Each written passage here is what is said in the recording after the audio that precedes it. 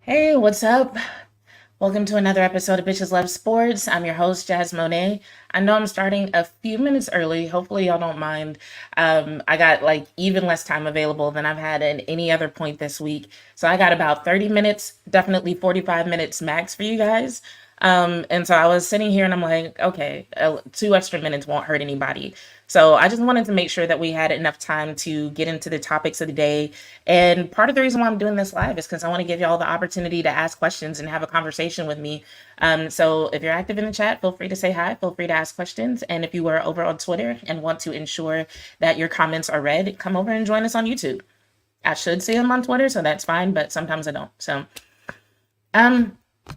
essentially, I was trying to decide what to cover today. And I was looking at some of the past episodes that we did earlier this week. So I've gone live 2 other times this week. And I realized that on Monday, we started talking about free agency. And I brought up the fact that free agency and the salary cap started in like 93, 94. I was talking about why the Joneses should absolutely hire a general manager because basically the situation that they were in whenever they formed their championship teams, those circumstances are different. And it seems like they haven't really done as well ever since, right? And on that episode, I was trying to recall what exactly the name was of the old free agency system that they had in place. And I was like, I'm gonna look it up and I'm gonna come back and tell y'all. And I didn't. But then as I was looking into it, I was like, you know what? This would be a good time to talk about Gene Upshaw and what he did for the NFLPA. Because honestly, with the Legacy Bowl happening this weekend, the HBCU Combine happening that we still haven't talked about, and then the NFL Combine happening next week, I'm like, I don't know when's going to be another good time to actually do a Black History episode. So we're going to talk about this today, and I'll tie it into some of the things that we've talked about this week. There is... Actually, I don't want to call it Cowboys history. Jerry Jones comes up like one time in this conversation, so his name will be mentioned. But I want to start off by telling y'all about the tidbit about free agency that we started talking about earlier this week. And then from there, we'll go into how that is connected to the modern day NFL and some things that people should take into consideration from my perspective. So I was right about the name of it. It is called Plan B free agency, or I should say it was called Plan B free agency. And it was in place from 1989 to 1992. Now, this was something that was put in place as the NFL and players were still trying to figure out how salaries would work, how contracts would work, so on and so forth. There was a lot that hadn't been ironed out because if you're familiar with the history of the NFL was formed in the 70s when 2 other professional football leagues basically realized that they were competing against one another and they could probably do a lot better if they shared resources, divvied up costs, so on and so forth. So they came together in the 70s. But then by the time the 80s rolled around, there were still some things that technically they did not have ironed out and they were still trying to work out. So the late 80s roll around and they end up with Plan B free agency. Now, what exactly was it? At the time, it was 28 teams in the NFL. And Plan B free agency basically meant that those 28 teams had rights to 37 players. And so with those 37 players, they were essentially protected, and the teams had the rights to re-sign them before they were even allowed to negotiate with anybody else. And any of the players that weren't considered protected players, they could negotiate, talk to other teams, whatever they needed to do. So in a 1992 article for United Press International, I got a lot of like notes and links and articles today. So I will be looking down here. I will be looking at my phone. But in a 1992 article for United Press International, Don Jacobson wrote this. He said, a jury of 8 women found the NFL guilty of violating antitrust laws in a case challenging the legality of the league's Plan B system for restricting veteran players. Now I'm gonna pause right there because I kind of want to point out that if you're not familiar with the history of the NFL, a lot of the progress that has been made, a lot of the changes that have been made in the NFL, a lot of it came from lawsuits. A lot of the changes that benefit players happened because somebody sued the NFL, and then a jury or a judge or somebody was like, yeah, this person suing you, or these people suing you. In this case, it was 8 players. These people are suing you. They're actually right. So how about you do right by them so we don't have to take everything that belongs to you? So in this case, it was a jury of 8 women who found the NFL guilty of violating antitrust laws in a case challenging the legality of the league's Plan B system for restricting veteran players. After 14 hours of deliberation over 2 days, the jury decided Plan B was illegal and has, quote, a significant harmful effect on competition in the market for players in the NFL. So remember that for players part, that's important. The jurors said Plan B did help competitive balance in the NFL, but it violated the law because it was too restrictive. It was more restrictive than necessary to maintain the competitive balance. So, in other words, they're like, okay, we get that you want teams to be able to compete against each other, but you're restricting players to a point that's really unnecessary. And that's the part that's illegal. What you're doing for the game, cool. But what you're doing to players for the sake of the game and for the sake of your profits, not okay. So the article went on. Under Plan B, teams could protect 37 players and leave the rest on its roster free to sign with other teams without compensation. That rule meant that star players such as quarterback Dan Marino of the Miami Dolphins and running back Barry Sanders of the Detroit Lions would most likely never qualify for free agency in their careers. Never. So that was the part that they had a problem with. They were like, yo, you cannot just not give these players the option to seek a higher salary, different conditions, just go somewhere else. Like, what are you doing? What is this rule? So Gene Upshaw at the time said, Plan B is dead. The draft is the next thing we're going after. We'll sue again. Now, Gene Upshaw, he did not end up suing to get rid of the NFL draft, at least not based on any documents that I could find. Based on what I read about Gene Upshaw, I'm pretty sure he at least tried. I'm sure he at least sought counsel for it or talked to somebody about it. Hey, Dom, how's it going? I'm pretty sure he talked to somebody about it. J Money, what's up? But as far as I can tell, no actual lawsuit was filed. So the thing with Gene Upshaw that makes me think that he probably did pursue it to some degree, even if it was a small degree, was the fact that Gene Upshaw was a very ambitious dude, maybe to a fault. Like, as I was reading about him, no particular article or headline described him as a controversial figure. But the reason why I might describe him as a controversial figure is because of the fact that there are some people who are like, he was a great NFLPA executive. And there are some people who are like, yeah, he kind of fucked up with the strike and he was kind of doing the most in certain cases. But in my opinion, I think the reason why his ambition was received the way it was because of the conditions that he dealt with at the time. I'm going to see if I can find the quote real quick. I've got like several different articles pulled up and I don't remember which one this was in. I think it was this one. No?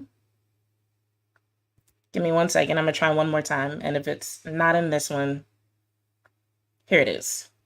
So this was an article that I believe was written after Gene Upshaw's death. So he remained the executive director of the NFLPA until he died in 2008. And in this particular article, they were going over a conversation that Gene Upshaw had with Tex Schramm. Now, Tex Schramm was the president and general manager of the Dallas Cowboys in the late 80s. Jerry Jones bought the Cowboys in 1989, and Schramm did not stay on very long after Jerry Jones took over. But Upshaw, this is a quote from the article.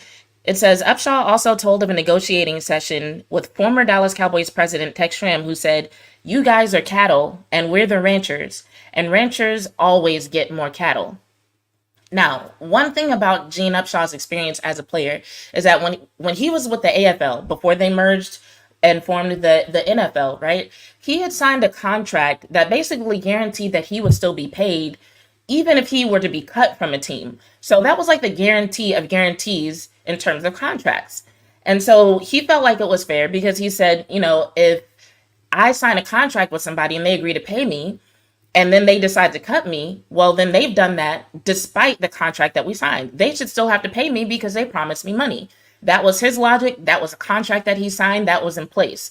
So then this merger happens. He ends up, instead of being a player for the AFL, he's a player for the NFL, and he was never able to get that sort of contract again. He was never able to get any sort of guarantee again. And so that was what kind of started him down this path of, yo, the way the NFL is treating players is not exactly fair. They're trying to take advantage of us. They're trying to get us for as cheap as possible. Somebody needs to do something about that. So even before he was the executive director of the NFLPA, he was very active when it came to negotiations, when it came for fighting for players' rights and things of that nature, right? And so in the 80s, there were actually two different strikes. So there was one in 1982 that lasted several weeks. And then the one that happened in 1987, there's a little bit of controversy about whether or not that strike was successful or not. Some people say that it was successful because it led to this particular timeline that ultimately ended up with players having higher salaries and more privileges in terms of free agency. But because of the fact that the strike kind of started to fall apart, that's why some people say it was not successful. So they were doing the strike. Basically, the NFL brought in scabs to take over for the players who were not willing to play. And then after a few weeks, little by little, veterans started going back and taking the field. Now, a lot of that has to do with the fact that for football players, in the grand scheme of things, their careers are short. So when it comes to them missing time and missing money, they have fewer opportunities to make that up. And so a lot of people are speculating that that's what kind of got in those players' heads when they started thinking that they needed to start playing again, that it just wasn't worth it to miss out on all the money that they were losing. It's hard to say who was right or who was wrong, but that's what happened. Veterans started playing again, and so the strike fell apart. However, 2 years later, they did end up with this Plan B free agency. And then a few years after that, they were actually able to get that type of free agency overturned. And it led to some really good things for the players. So I'm going to read y'all a quick timeline about what happened while Gene Upshaw was involved with the NFLPA. And then we're going to talk about the impact of some of the negotiations that he made for free agency and for the salary cap. So for the sake of time, I'm going to kind of skip through a few things. So in 1987, on August 31st, the NFL's collective bargaining agreement with the NFL Players Association expired. And it was a collective bargaining agreement that was needed to preserve the organization's exemption from antitrust laws. About a month later was when the players went on strike. And then October 15th through 16th, that was when the strike collapsed.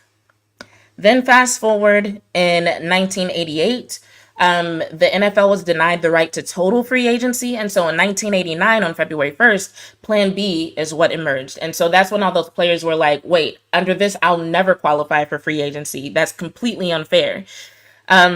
So in 1990, that was actually when players were allowed to start pursuing individual antitrust cases against the NFL. And then it wasn't until 1992, let's see. Yeah, it was in 1992, on September 10th, that a jury struck down the Plan B free agency. And then later that year, on December 22nd, players and owners tentatively agreed to their first labor contract in 5 years. So this all happened while Gene Upshaw was behind the scenes talking to players, trying to get things to move forward. And then so in 1993, teams were allowed to match player offers. And then in 1994, that was when they were able to match offers to just one. And then after that, there was no matching. So when they struck down Plan B free agency, there were about 360 players at the time that ended up immediately qualifying for free agency, who before that might have literally never qualified for free agency because teams didn't have to let them go. So I want to read y'all a little bit of something that was written about Gene Upshaw. So this was in another article that was written after his death.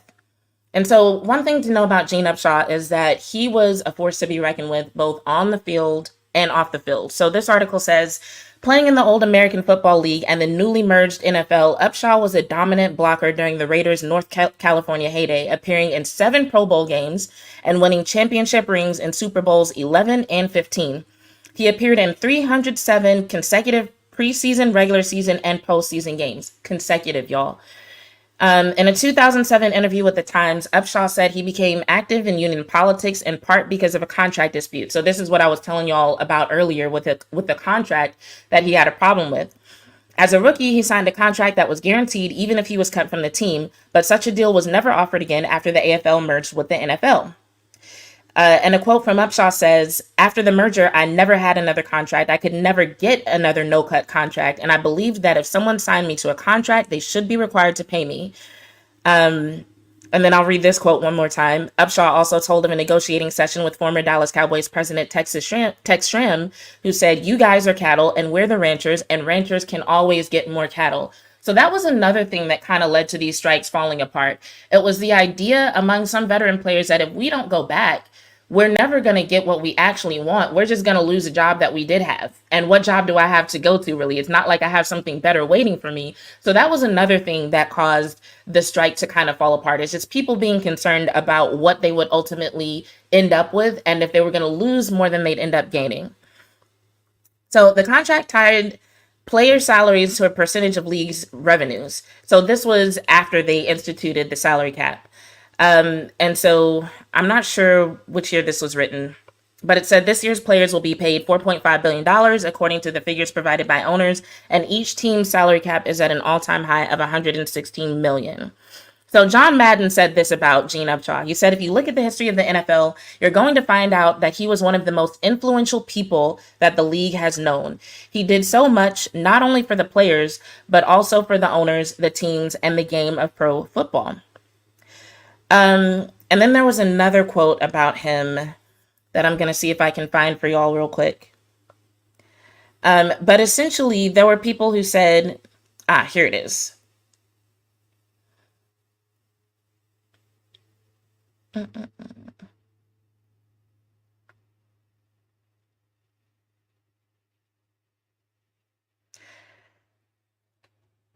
So it says, in 1983, Upshaw became executive director of the Players Association and guided it through the 1987 strike that led to replacement football. By 1989, the players had a limited form of freedom called Plan B, and in 1993, free agency and a salary cap were instituted. Since then, the players have prospered so much that NFL owners recently opted out of their latest labor contract, which was negotiated 2 years ago by Upshaw and then Commissioner Paul Tagliabue. So this was written in 2008. So for those of y'all who have been NFL fans for a long time, y'all might remember when owners opted out, because they had a little bit of a different attitude towards players and towards the NFLPA than they do now, at least publicly. And so it continues. NFL officials claim that players are getting a disproportionate amount of revenue. Upshaw's supporters said that management's viewpoint indicates he did his job well. In other words, he was fighting for years to get free agency in place, to get a salary cap in place. And once they started getting close to an agreement, you had higher ups in the NFL who were like, okay, we did this whole salary cap thing, but now y'all are getting too much money. And then there were players who supported Upshaw, and they were like, yeah, if they mad, then that means you did your job. Don't even worry about it, dude. So I'm going to keep going here in a second, but I want to read some of y'all's comments because y'all are saying a lot. Dom said, "I saw this week that the first salary cap was $34 million for the entire team." It was something like that. It was relatively low. Obviously, because the economy has changed since then, and then there was a lot to be considered when it came to the broadcast rights. So like now is pretty much a given that if the NFL wants to be broadcast on a certain platform, they'll figure out how to make it happen. At the time, however, certain news networks, certain broadcast networks, it's like they wanted the games, but they didn't want to pay too much for them. So it was a little bit of time before people really started realizing the value of the NFL in terms of the media rights deals, broadcasting, so on and so forth. But yeah, it was pretty low. JV said, "The only way for NFL players to gain any type of smidgen of power is for them all to get a college degree, which can help them get substantial income." That's one way to think about it. Dom says, "If players stuck today, they'd get whatever they want." In theory, yes, but I think the conditions that would have to be in place for them to stick together in that way it's almost impossible to think about that actually happening. And before I keep going, I'm gonna speak on that a little bit because that's actually one of the reasons that sometimes people are like, well, if the NFL did this and they did that and they were so dirty, like, why do you still support them? Like, why not boycott, right? And my thing has always been that the way the CBA is set up, the way the NFL is structured, if we were to all boycott, first of all, I doubt that there would ever be an actual successful boycott against the NFL. It's just not going to happen. But let's say in theory it did happen, right? The way everything is set up, NFL owners are going to make sure that they get their money. The way these teams are evaluated, most owners could probably pay significantly less or probably sell their team for significantly less than what it's valuated for and still make a profit compared to what they paid. So any kind of boycott would result in teams and significant portions of the NFL being sold to people who are either cheap and don't care, or it would result in current owners setting things up to make sure that their bottom line is protected. In other words, a boycott would ultimately lead to just worse conditions, either for whatever current players are in place, or it would lead to worse conditions for whatever players take their place and are willing to take much smaller salaries. And those players would also probably still be mostly black, right? So and this is from me talking to other people who are very familiar with the CBA, who are very familiar with how things work in the NFL. There's not a single scenario that has been presented to me that does not result in a boycott and lost money to the NFL, ultimately just trickling down and hurting players, from what I understand. So until a different sort of set of circumstances is revealed, that's kind of my stance on it. We just need to be a little bit more creative when it comes to affecting change in the NFL. Dom says, makes sense. Owners would all be looking for recoupment. Exactly.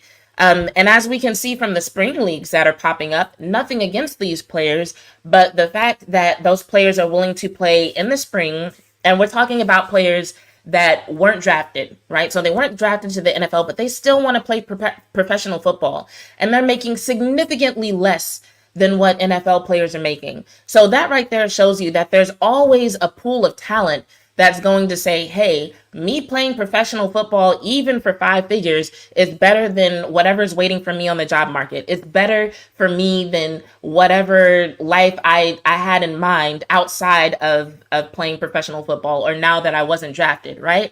So we might think that, like, oh, if player salaries drop below a certain amount, nobody's going to play for the NFL. It's a lie. There will always be people who will do it. Even if you bring it down to 90,000, 70,000, whatever, today's current players wouldn't negotiate for that price, but there will be people in America, in Canada, in Mexico who are like 75,000 a year to come play professional football. Okay, I'll do it. Oh, I don't get a nice locker room. I don't get health benefits. Well, shit, I'm not getting that anyway. I'll do it. So that's what I'm saying. Like, and I think people think about boycotting first because it's the first thing that comes to people's minds a lot of the time, right? But it's not actually, especially in the case of the NFL, it's not actually the most effective course of action for football fans who want to see just changes happen for players. And so when it comes to changes, you might be thinking like, okay, what changes are we talking about? I won't get into every single one of them because I feel like we have so many reasons throughout the season to bring up things like player safety and to bring up things like how long it takes player benefits to vest, so on and so forth. For example, what's his name? I feel so bad that I can't remember his name, but the kid who basically died on the field and had to be brought back. He was resuscitated later. And it was like a really big, why can I not remember his name? I know his number was 3. Why can I not remember his name, y'all? Somebody in the comments help me out, but y'all know who I'm talking about. Basically, the way his contract and the way the CBA are currently written, Damar Hamlin, thank you so much, Dom. I appreciate you. But basically, the way the CBA is set up and the way his contract was written, because of the fact that he could not complete the season, technically he was supposed to be cut and not receive anything. He would have been left without a job. The fact that that situation was such a high profile situation and the public responded to it the way they did, that's basically what kept him in a special situation. They decided to keep him on and continue paying him as opposed to just being like, all right, you're cut, you're gone, good luck with life, bye. And so that's kind of an example of when players are like, okay, we need better benefits. We need better terms in our contracts. We need the NFL to actually look out for us a little bit better. That's actually what they're talking about. Because, yes, his situation was a high profile situation, but there are players who all the time end up suffering injuries and end up getting cut and not having a source of income, not really having a way of getting substantial benefits from the NFL, and they're just left hanging out to dry. And speaking of benefits, actually, I'm going to get to that in a second. I want to talk a little bit more about what's happened in the NFL since the free agency and salary cap was put into place. So Gene Upshaw fought for that. It happened in 2008. He passed away. So since then, we've heard headlines when it comes to Black players about things like, for example, the plight of Black quarterbacks. And so it was either last year or a couple years ago that they decided to stop using the Wonderlic test. So that was another thing that had to be fought for, that lawsuits were filed about, that had to be argued about. And so the problem with the Wonderlic test and how it related to Black quarterbacks was that there was so much speculation that this test and its results had a cultural bias, or in other words, they just weren't as good for Black players, that they made it seem like Black players were just inherently less intelligent than white players. And so there was never any study or any evidence that came out that said for sure that that was the case. Sorry, I need to adjust my seating, like my legs fall asleep. So there was never anything that said for sure that that was the case. But part of the reason for that was that the questioning itself was not what had the cultural bias. It was in the way the test was scored.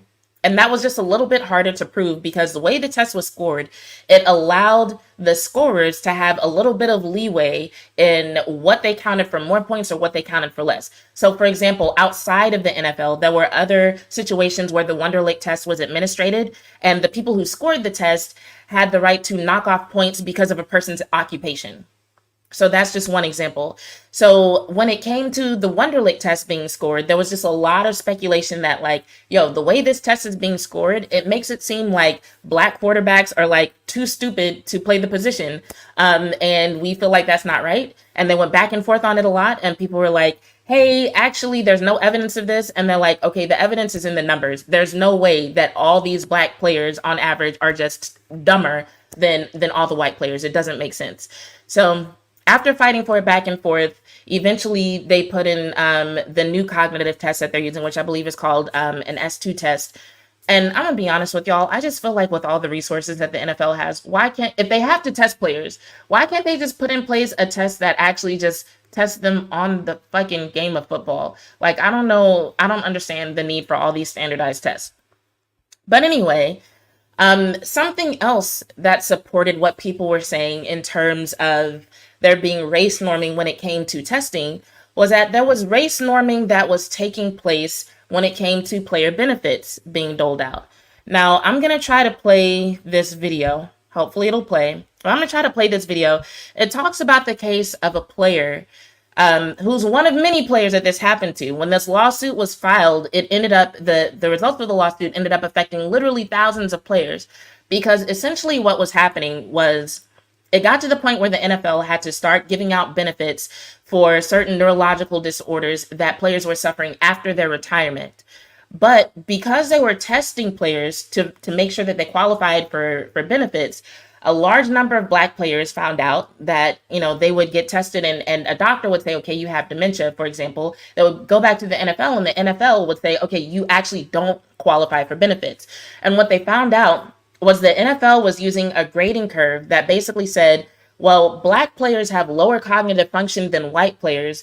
Therefore, brain injuries don't affect them as much. So we shouldn't pay them out as much money if we have to pay them any money at all. So remember how earlier I said pretty much every positive transformation in the NFL that, you know, positively affects players or positively affects Black players came from a lawsuit?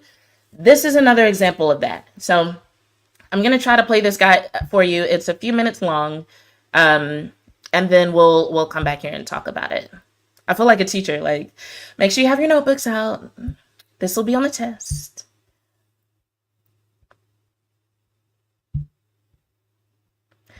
Don't hate the sport. I'm going to tell you why in a second.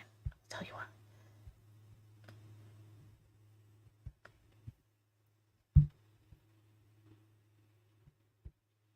Attorney Jason Lukasevich represents hundreds of former NFL players who are seeking concussion payouts.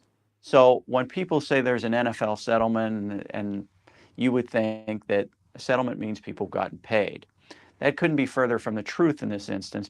In recent years, the NFL has implemented a series of rule changes aimed at reducing the number of concussions and has expanded its disability plan to include coverage for neurocognitive impairment.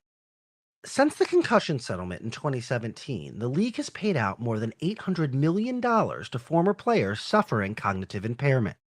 But there remain about 1,500 concussion claims, about half of the total filed, in which players have been denied payouts. The more players that are paid under this settlement becomes a data point for the NFL. The NFL does not want those numbers to be high.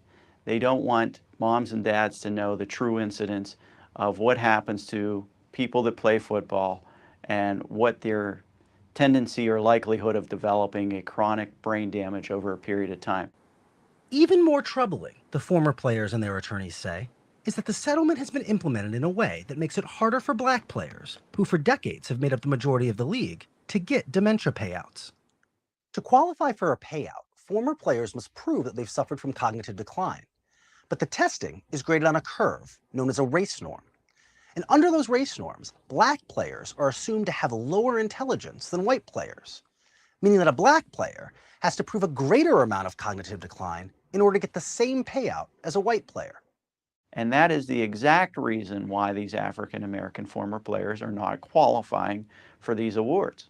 Because the NFL is assuming as a premise that they are dumber than their white colleagues. Yes, not only them, the entire system that approved this, everybody that is grading this and looking through these claims, yes, they are all assuming that and applying that playbook. It seems pretty explicitly racist. Absolutely. There's no other way to explain it. It's a violation of somebody's civil rights. In Clarence Love's case, the NFL argued in its appeal that his test results were, quote, insufficient to establish a diagnosis because he hadn't scored low enough on the test. After learning about what's known as race norming, Love's attorney decided to have his test rescored. The results showed that had he not been graded on a curve based on his race, Love would have been eligible for a payout. Do you get mad that you didn't know about some of what could happen to you playing this sport? Hell yeah. I get angry about it. Then to have it hidden from us is even worse. And what's worse than that is what we're finding out now is that the race norming thing, and it's unfair to be scored or judged different than your peers based on your color. It's like on the black athlete's part, it's like we gotta be dead or damn near dead to be paid out. Last August, two former players, Green Bay Packer Najee Davenport and Pittsburgh Steeler Kevin Henry, filed a lawsuit alleging that the NFL had been avoiding paying out head injury claims based on a formula that, quote, explicitly and deliberately discriminates on the basis of race. A judge dismissed the case, but directed the former players and the league to a mediation to resolve the issue. Alrighty.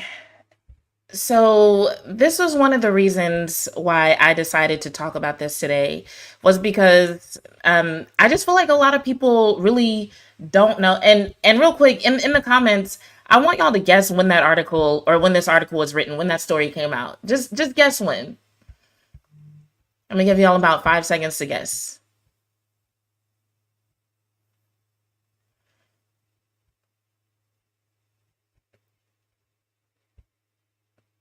Okay, it's been longer than 5 seconds. I don't know if comments are on delay.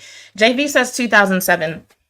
Donnell says 2017 to 2012, 2013. This was 2021. This is 2021, y'all. So it wasn't that long ago. And the reason why I'm bringing that up is because when I bring up quotes like what Textram said to Gene Upshaw about players being cattle, a lot of times people are like, well, that was so long ago. It really wasn't. Now, if you think about 1987 and you think about the time it might take to pay off a loan or how much your life might have changed since 1987, or any of y'all who have been fans of the NFL since 1987, you think about how much the game has changed, you might be like, yeah, 1987, that was a long time ago. But for an organization that's as established and pervasive and as successful as the NFL, 1987 is not that long ago. Like I said, Jerry Jones bought the Cowboys in 1989. Think about how many players are still around, not still playing, obviously, but who are still around, still alive. Think about how many general managers and owners who are either still in place or their kids are now running the organization, right? So 1987 is not that long ago. And even if you think it is, try and tell me 2021 was a long time ago. So while they were doing all this about player health and safety, and we want to protect the players, and we're going to make all these rules changes, at the same time, behind the scenes, they were literally denying player benefits. Not because they weren't diagnosed, because that guy who we just looked at, he was diagnosed with dementia. That's some serious shit, you know? So not because they weren't diagnosed, but no, you were diagnosed, but you're black. So, I mean, is dementia really affecting your brain anyway? So those are the kinds of things that the NFLPA, black players in the NFL, have had to fight against and continue to fight against. And that is one of the major reasons why when people attack people like CeeDee Lamb for saying, let's make these millions, I'm just like, what the hell is wrong with you? Who are you protecting? Certainly not the owners, because these billionaire motherfuckers don't need it, right? And like I've said before, everybody involved with the NFL is doing it because they get paid for it. Like, the NFL is a billion-dollar organization on purpose. It wasn't established for the love of the game and because they want these athletes to have something fun to do for the rest of their lives. No, it is a business. It came into existence because the AFL and the NFL at the time, they weren't making enough money. The NFL merger happened for the sole purpose of them both making more money. These team owners, do you think their organizations are worth millions and worth billions on accident, and they do everything for the love of the game? Everything's just all about philanthropy and altruism.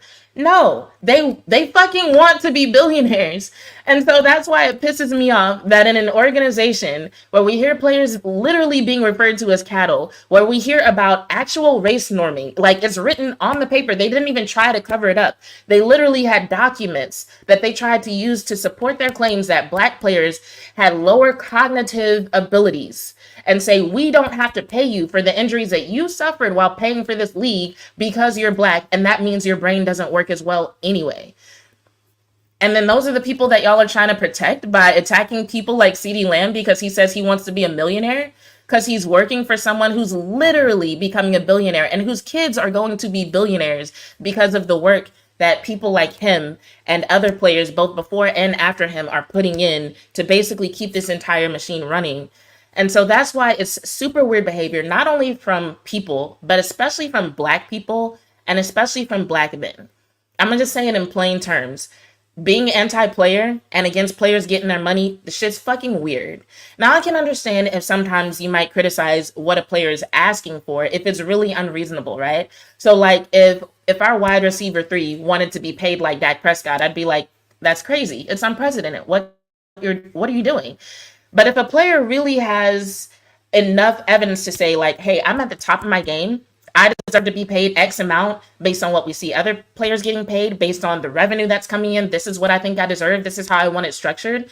And they're willing to sit out. They're willing to have contract negotiations go a long time. Fuck it. Let them get whatever's coming to them, because odds are they're going to suffer some kind of physical or cognitive either disability or decline in function. That's just the odds. There's very few people, if anybody, who come out of the NFL without their body and or mind being affected in some way. And then on top of that, you have the NFL literally doing everything that they can, down to using race norming practices to avoid paying these players once they do suffer these disabilities. Dang it, my light did it again. I thought I fixed it. I just knew it was going to work this time. And Dom, don't you dare laugh at me. We're going to fight. But anyway, let me see what y'all are saying. Donnell, hi Donnell, how are you? I said facts. We saw a player literally die on the field. Exactly. Every player should get every dollar that they can. And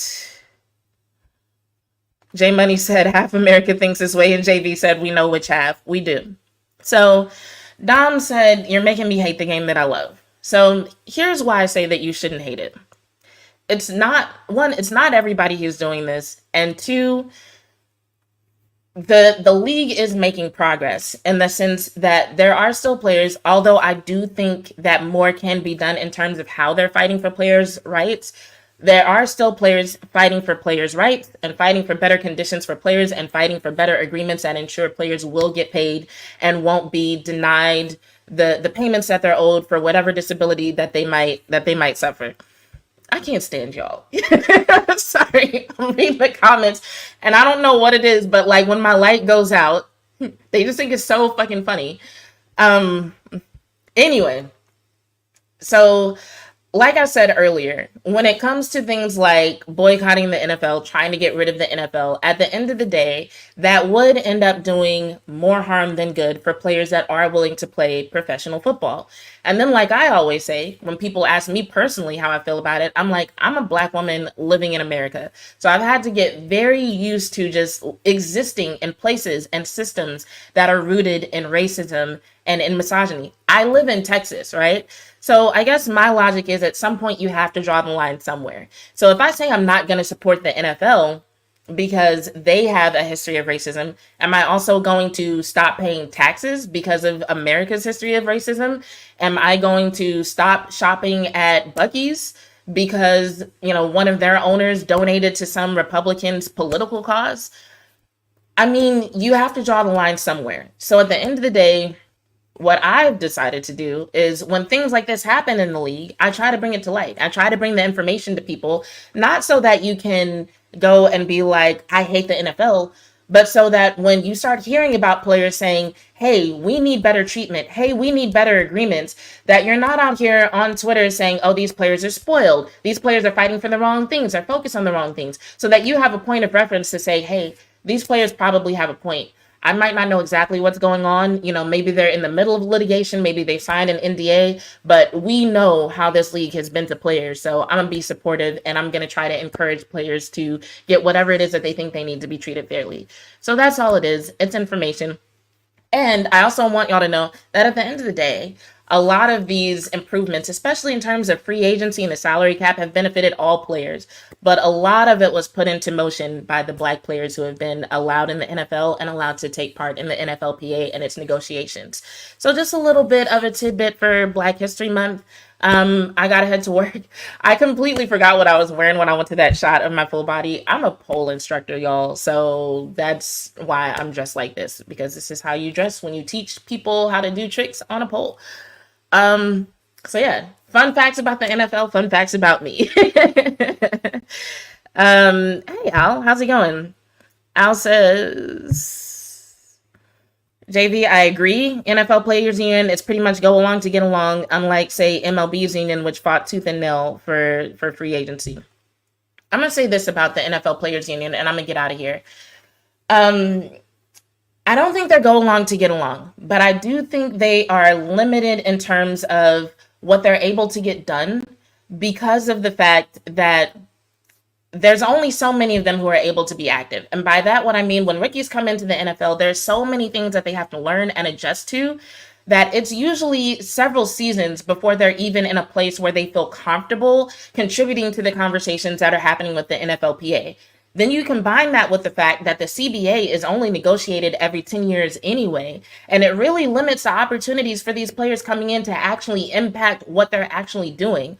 What I personally think the NFLPA would benefit from is kind of like a cooperative organization made up maybe of volunteers or of college players who don't go into the pros, but maybe go to law school or get some other sort of education that allows them to help the NFLPA so that they can perhaps have people whose full-time job it is to investigate what's happening in the NFL and can basically act as support for some of the negotiating that the NFLPA has to do so that it's not all left up to players who have so many other things going on in their life and so many other things that they have to take care of.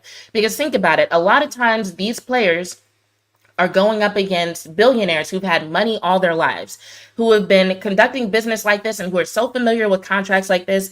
Like, I'm gonna give y'all a sneak preview of a story that I'm working on, the Jim Trotter lawsuit. I read the Jim Trotter lawsuit and I was like, he has a point. Then I read the NFL's rebuttal to Jim Trotter's lawsuit that they're going to use to get the lawsuit dismissed, or that I should say they are using to get the lawsuit dismissed. And I was like, yeah, his shit is about to be dropped. Not because he's wrong, not because he didn't have a point, but the NFL has more resources. They have better attorneys, and the way they put together that argument, even me, a person who supports Jim Trotter very much, I read it and I was like, he can't beat this right now. He's going to have to completely rewrite his entire suit in order to combat this. So that's what these players are going up against. They're going against people who have been doing business all their lives, who've had money all their lives, who have more resources than they have. And I just think a lot of times that puts them at a disadvantage. So I do think they need a little bit more support. They need more people. I know they have some people who are legally trained, but they need more teams of people who are legally trained to support them in a lot of their efforts. And I think that would go a long way in ensuring that the efforts that they do put forth every 10 years actually get them somewhere. So I wish I could keep talking about this with you guys. If you have any other questions, feel free to hit me on Twitter. Feel free to put them in the comments. If you go to my Twitter profile, you can go to my website, which has a link where you can email me. So feel free to email me. And if you like this kind of content, you ask a bunch of questions, I might do it again. So just let me know how y'all feel about it. I normally do this kind of stuff pre-recorded, so this is different. So let me know how y'all feel about it, what you think about it, if you want me to do it again, and if you have any questions, feel free to throw them at me. But I gotta run so I don't end up being late. Thank you all for the support, for showing up. Thanks for all the love. This has been another episode of Bitches Love Sports. I'm Jazz Monet, and I'm out.